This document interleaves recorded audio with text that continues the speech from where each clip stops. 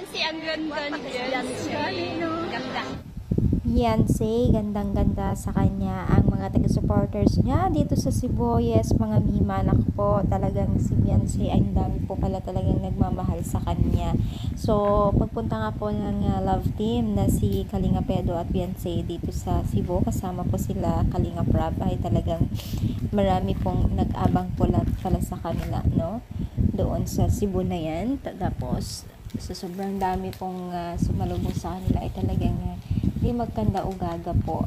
So, sinamantala po ang taga Cebu ang pakikipag-meet po sa love team na si Edo at si Beyonce. So, sobrang nakakatuwa lang kasi unang-una sa lahat ay naku po, na ang daming-dami pong sinasabi ng mga tao kay Beyonce na against po sa kanya. Pero, nagpapatunay na talaga na ang mga taga-supporters po nila ay talagang nagpatunay na napakaganda itong si Beyonce in person. Talagang yun ang unang naging reaction po nila, no?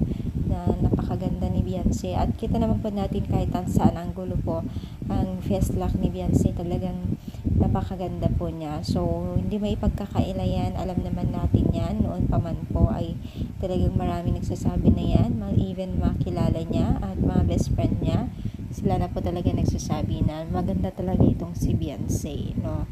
So, sana nga tuloy-tuloy din ang blessing ni Beyonce. At isa pa po ay sana ay tuloy-tuloy yung pagiging isang humble po niya, dahil napakalaki po ang tulong o at pag-angat po niya sa kanyang buhay, no? So, ano masasabi ninyo? I-comment lang dito sa baba at palike po ang ating video.